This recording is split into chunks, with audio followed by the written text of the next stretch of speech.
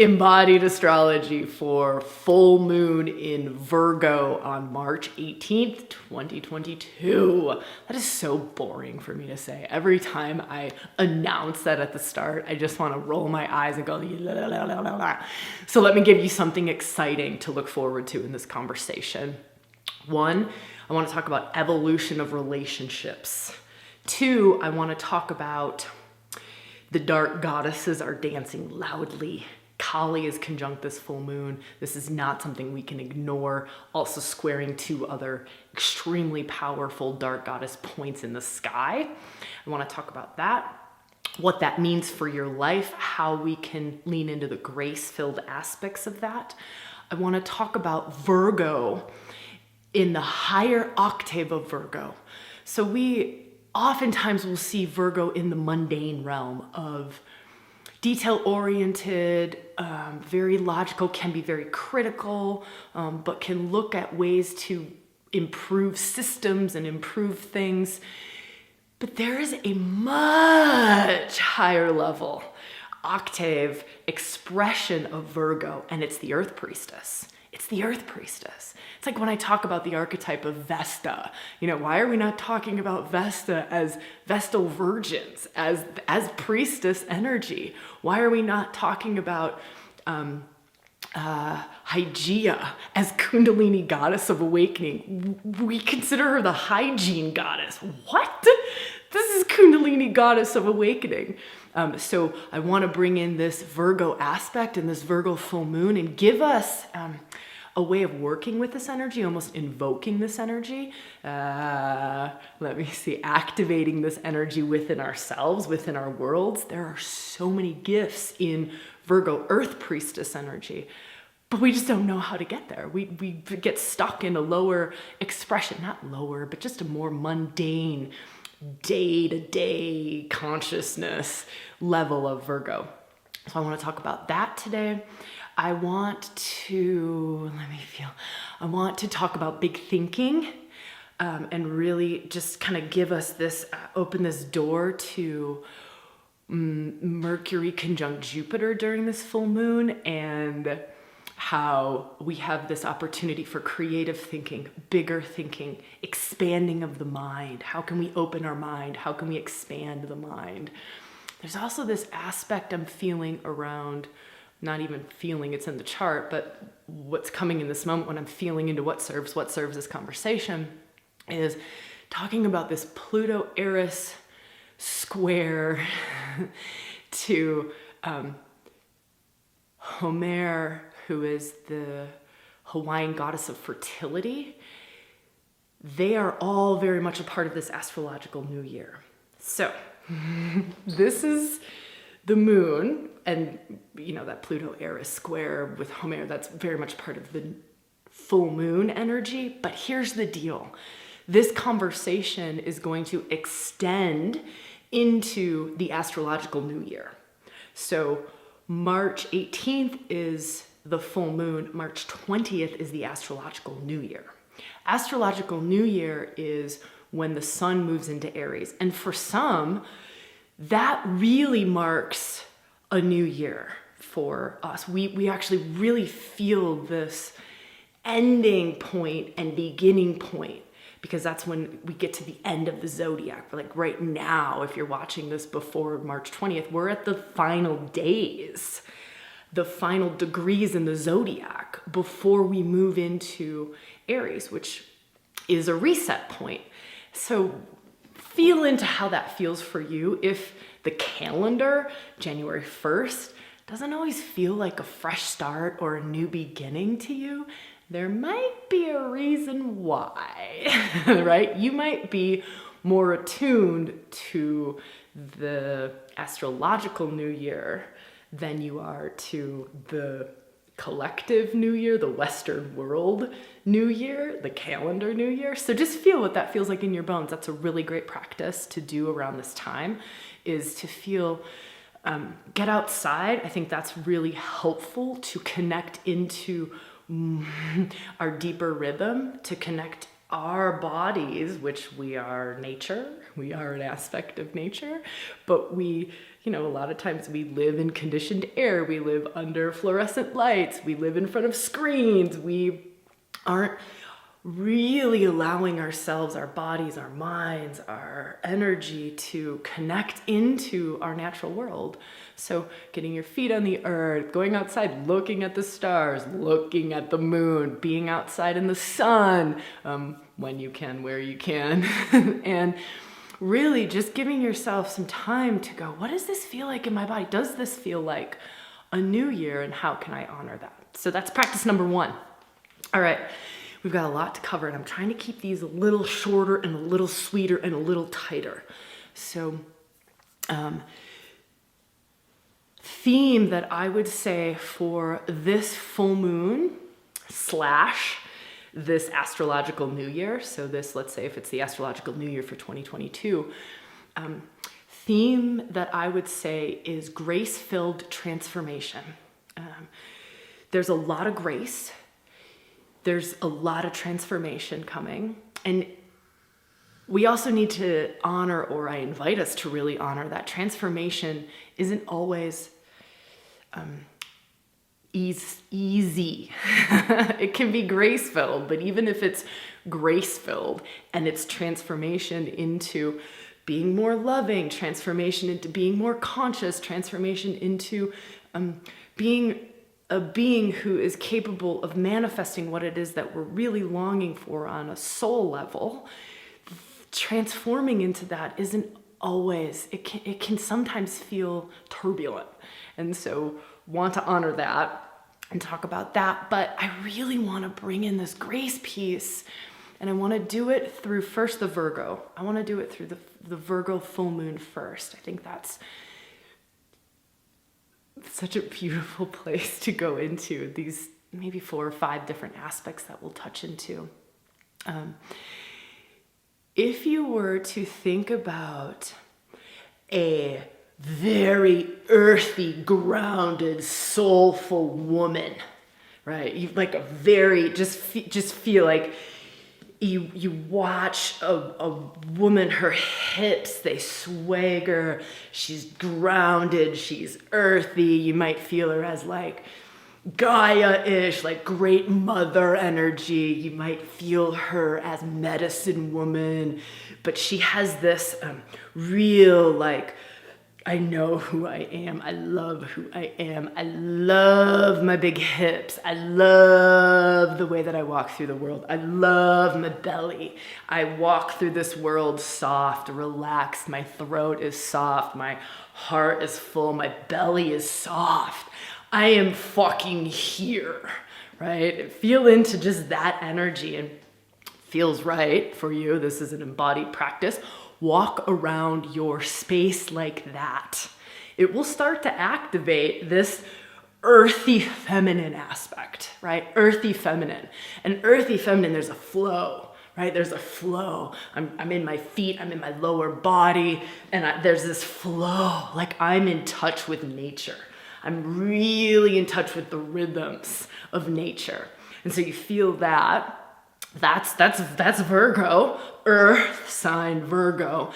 And then you feel into this high vibrational light, right? This is the priestess aspect of her.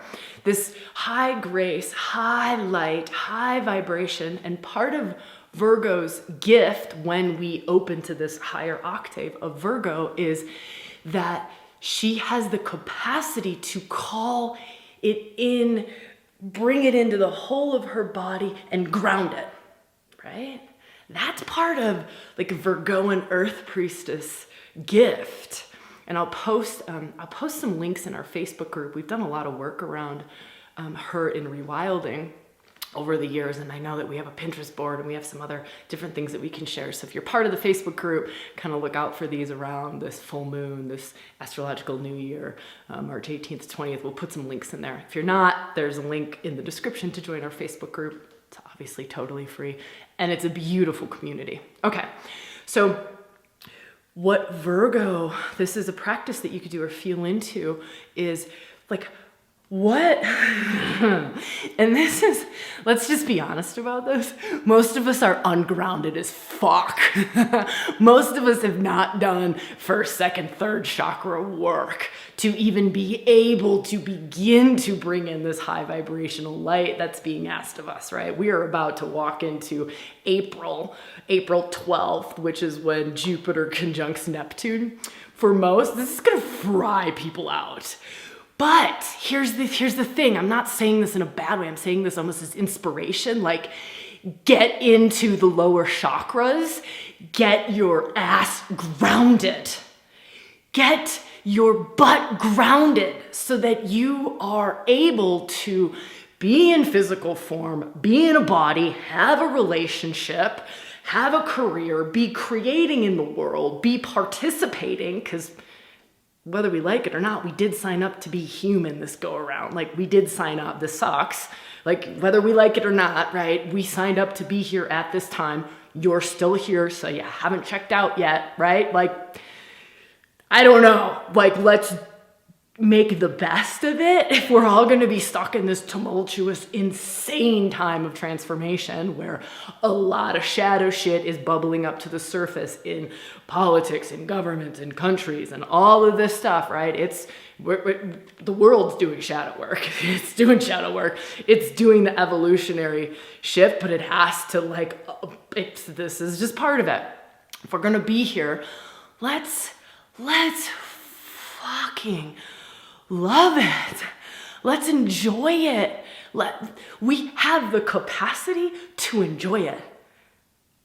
I know, I might sound totally fucking insane to you.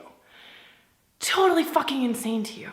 This is what the great mystics have been trying to bring into our consciousness forever, is that regardless of what's going on, we can still choose love. We can still choose to be present, to be conscious, to be love-filled, to be here. We can choose. We can move, evolve into a place where we see things from a very different place. That to me is liberation. That to me is spiritual liberation, where you aren't stuck in the who did what to who, whose fault is it? Oh my God, that person is so fucking bad. How could you, right? But it's this very different view, very different perspective. And you can walk through things from, this sounds so messed up, but it is so fucking true. You walk through things from this is just life doing life. This is just life doing life. This is consciousness doing consciousness. This is consciousness experiencing itself. This is just humanity evolving. This is right? This is so hard to explain in words. It's a gnosis, it's a way of experiencing the world, and it's on fucking offer. So don't just go, oh, well, that's for you, Sabrina, to walk through life from this. This is also, by the way, not spiritual bypassing. This is not spiritual bypassing. So let's be incredibly fucking clear about that. Coming from this place, which is both the divine masculine and divine feminine coming into union in our beings and in our bodies, right? So when we only work with one, they can come out of balance. When we only work with higher realms, upper chakras, we can lean into spiritual bypassing. This is not what I'm talking about. We still are in our body. We still experience the fucking heartbreak of it all. It is heartbreaking, gut-wrenching to see what's being done to the children, to the world, to the earth, to the animals, to the environment. So do not mistake what I'm sharing with you for spiritual bypassing. It is not that. It is not that. It is both and. It is you hold the heartbreak and you hold the fucking perfection of it. It doesn't mean that you don't act. It doesn't mean that the heartbreak doesn't move you to take action in the world. It doesn't mean that there isn't a sacred warrior that's activated in you, right? All of that is true. All of that is true. But it's holding both and in our beings. It's holding all of it. And that's kind of what's on offer this astrological new year. So if we go a little bit beyond this Virgo full moon and we go, this is what's marking the astrological new year. Mother Nature's rhythm of new year, right? The cosmos new year, the thing that is way bigger than our little human collective calendar bullshit, which I've got reverence for that too, right? But feeling into something so much greater than us and really feeling, let me feel for the thread. Me going off about the calendar on January 1st just threw me out of whack. Really honoring that as well. I think that's why I need to take a pause here really quickly, because I also honor that. I mean, shit, we did a full moon or we did a new year video on it. So just, there's lots of different starting points and lots of different layers and rhythms that we tap into, that we operate on. And this is another rhythm, another calendar, another cyclical aspect to feel into. Sometimes I can get judgmental in humans and and are like, how are we, it's my own like how did we come up with this calendar that needs an extra day every 4 years? Like who thought that was a good idea? Who thought daylight savings was a good idea? Like what are we doing? Like why are we so out of touch with body and rhythm and Mother Nature? Like what is this? And there is this aspect of my feminine essence. And I'll talk about this, how this relates to this full moon, but this aspect of my feminine essence that is a bit fiery right now, that is a bit like, can we stop denying the fucking feminine? Can we stop denying Mother Nature? Can we stop denying our body, our sexuality, our creative essence?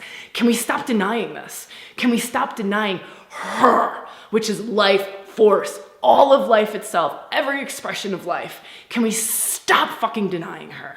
Can we stop limiting her expression? Can we stop saying, well, if the weather, all of the weather patterns were the feminine, well, I only want sunny skies. That's kind of what we do to the feminine. I only want the nice girl. I only want the mother. These are the only ones I'm comfortable with.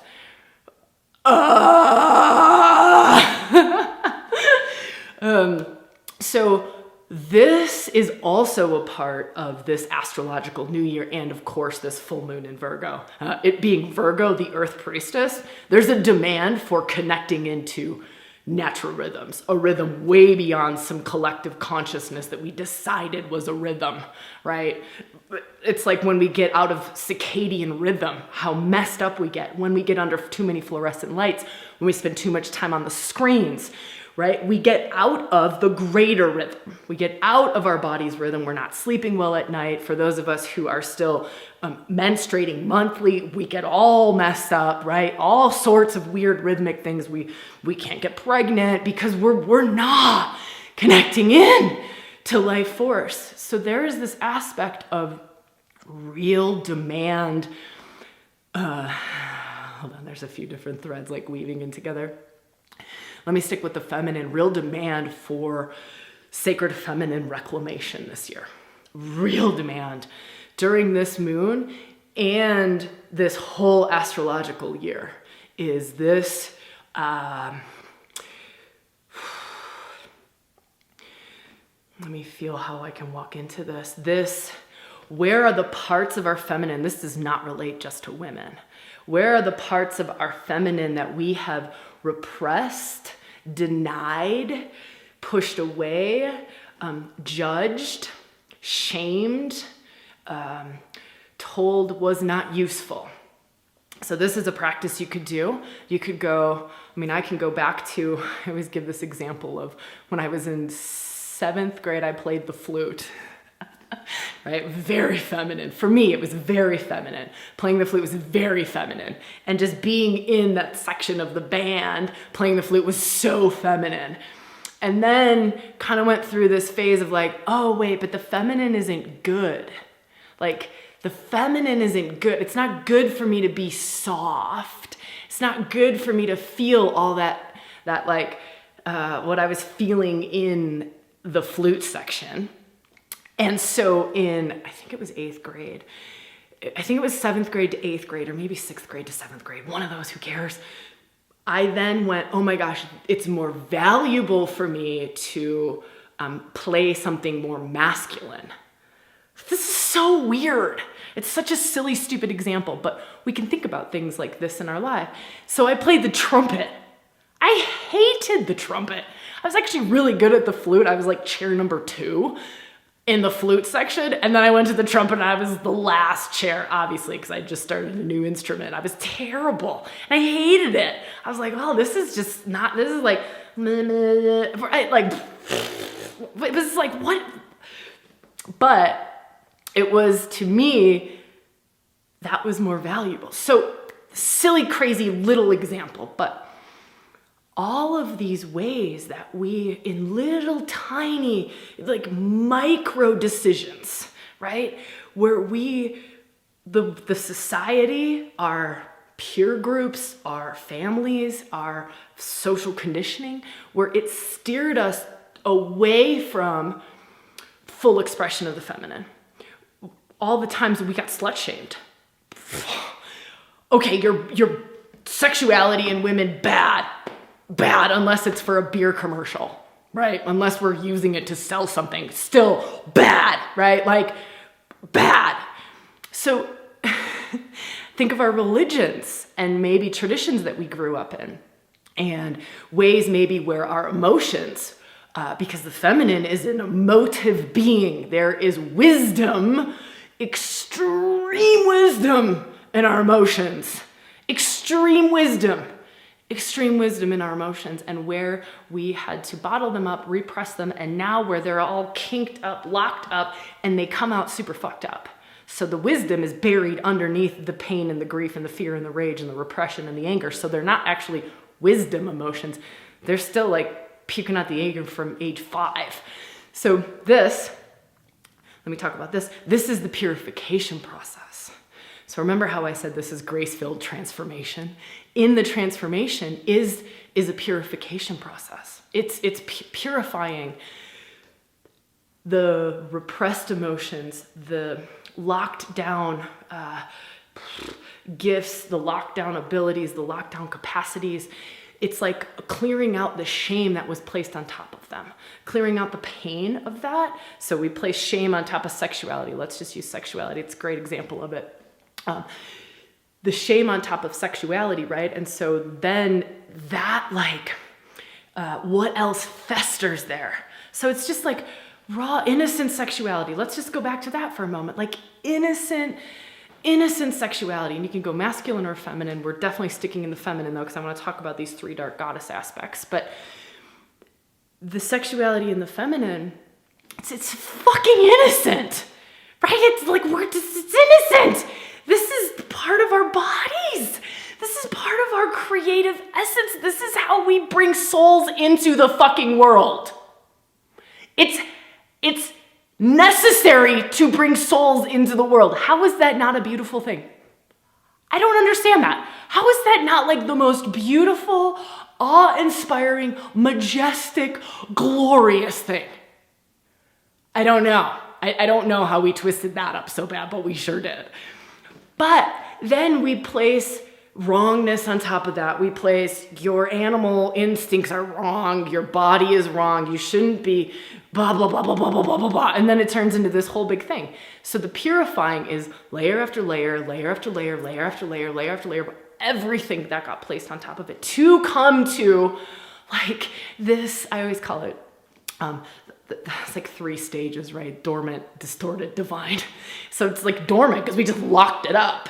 And I'm not saying we locked up our sexuality, but any of these different aspects, maybe our emotions, maybe our intuition, maybe our capacity to mother, right? Maybe I'm just talking about some of the different feminine, more overt, obvious ones. There's like a bazillion, and we could do this with the masculine as well, but we're sticking to the feminine because that's where we're at in this astrology. And so can be any of these, and we can express it. It can be not expressing because it's dormant. We literally put a lid on it. It's just dormant. I'm shutting that off. And imagine if you think about, I just shut off some of my life force, and we wonder why we're exhausted. We wonder why we don't have energy or vitality, or why we're aging so fucking quickly, or why we don't feel good, or, you know, why we have no zest for life, or we don't have this like joie de vivre. Why am I just eking my way through life half alive? I don't know, because you shut off half of yourself, but you didn't know it. We don't even know it. We don't even know it. We don't know it. Right? And to me, this is why the archetypes are so great. The 6 faces of the feminine. If you haven't done the 6 faces of the feminine masterclass, go do it. It's fucking free, right? And feel into which of these are dormant in me. There's the warrior, there's the lover, there's the medicine woman, there's the dark goddess, right? You can feel like, there's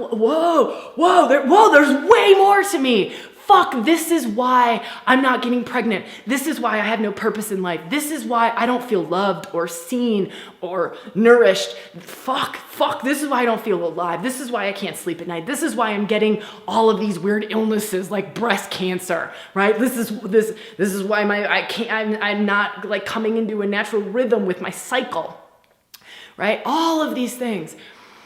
So part of this astrological new year is these 3 big mama dark goddesses. Big mama dark goddesses going, this is what you've repressed. This is what you've denied. This is the aspects of your own feminine nature that you have denied. This is what society has denied in you. This is what your family patterns have denied in you. And I'm ready to show you, right? And this takes some courage. This takes working with repressed feminine aspects. This takes some guts. It takes guts. Now, who are these 3 points? The loudest is Kali. Right now, the loudest is Kali. I just talked about Kali in the video from last week. If you haven't seen it, definitely go check it out. There is a free practice there. I talk about all the gifts and what she's awakening us, how you can work with her. Links will be up here, down here. It's like 20-minute conversation. Definitely worth your time during this full moon. If you want to go further, Kali online retreat is open during this full moon. So open until the 22nd of March only. Short little window, and that's it. We close it back down, probably not open to 2023. That's a $200 program, 5-part workshop series. It's like a week of Kali. You might take 2 weeks to go through it. It's extremely transformative.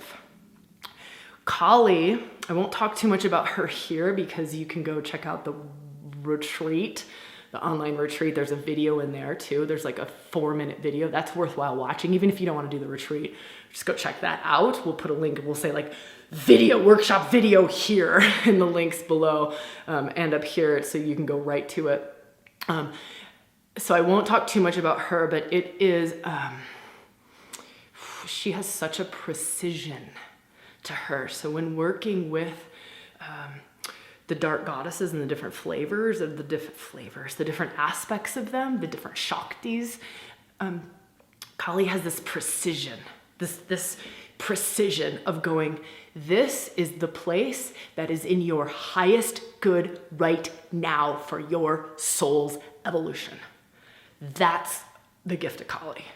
One of the many gifts of Kali. She's a spiritual awakener. She's a liberator, but there is no place that she can't go. There is nowhere that she can't take you to, no place too anesthetized, too hidden, too repressed, too oppressed, too deep in the unconscious. She is shadow worker of all shadow workers. Love her. So know that she is the loudest, not just in this full moon, but also this astrological new year. Because she's conjunct the sun. She's conjunct the sun during both of these events. That's big. Now, not only that, she is squaring, so is the sun. The sun and Kali are squaring Medusa, who is mask remover, right? She removes false masks. False masks. Where are you wearing a mask? Also, if you think about I don't want to go too far into this. We'll leave a link for more Medusa stuff. So I don't want to go too far into that. If you want to work with Medusa, Dark Goddess Workshop is an option. That's less than $50. And you just hold Medusa intention. So Dark Goddess is working with that face of the feminine. This is a great workshop to do also. Great workshop, not nearly as intense as Kali, right? Kali is when you're ready for transformation. You're ready for really reclaiming the repressed. Dark Goddess Workshop is a way of like, okay, I'm gonna just like see who these dark goddesses are. That's a great entry point into reclamation of the feminine, into shadow work, into everything that we've just talked about. So I won't talk about Medusa. You'll find more links to her below. The other point, see, I'm like pointing out because it's how the chart looks in my head. I have such a photographic fucking memory, is Black Moon. Actually, it's Medusa over here. I think Black Moon over here. And Black Moon, how I work with Black Moon in an embodied way is that she's the conglomerate of all the dark goddesses. Some will refer to her as Black Moon Lilith. But for me, it doesn't matter. They're both intensifying Kali. They're both intensifying Kali.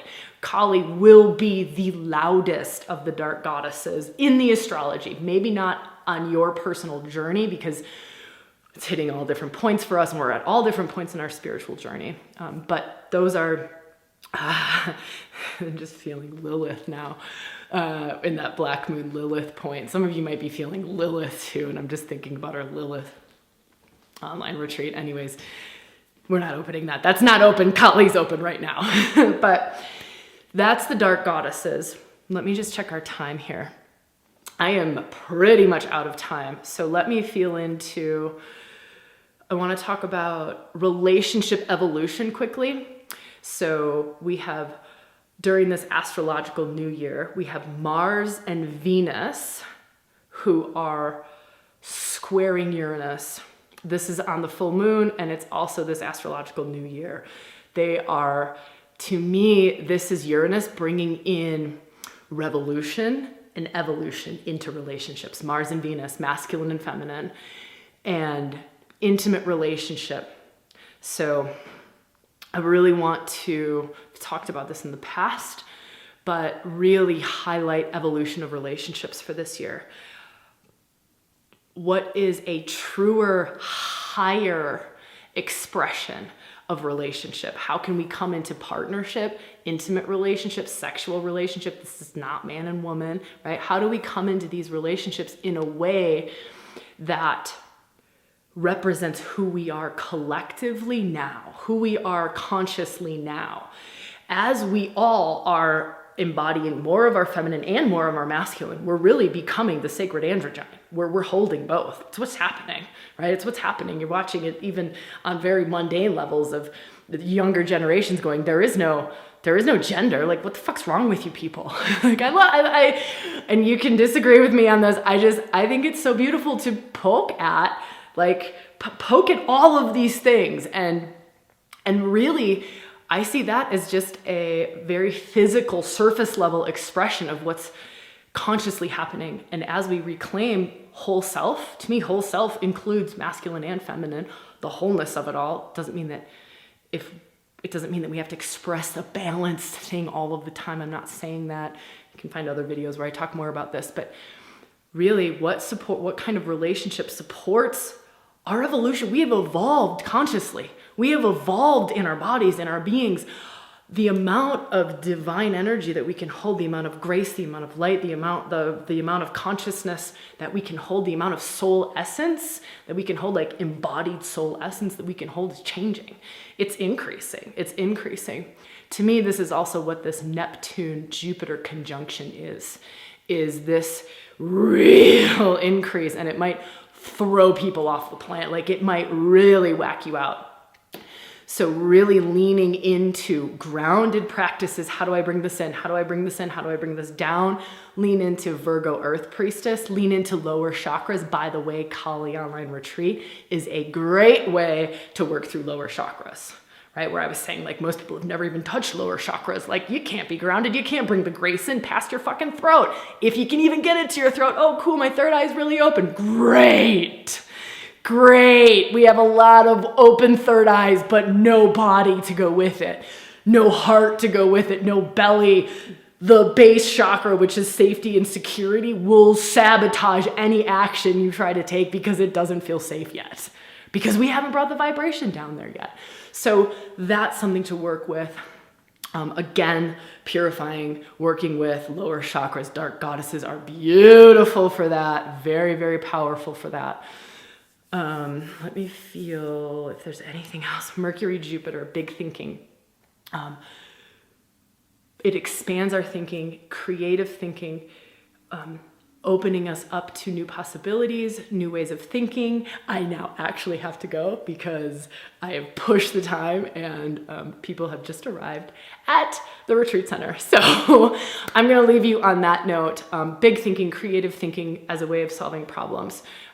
I love you all. Invitation to come do the Kali retreat, invitation to join the Facebook group, invitation if the Kali retreat's closed or feels like it's too much for you, invitation to the Dark Goddess workshop. Okay. So much love. I will see you when I see you, where I see you, and how I see you. Mwah!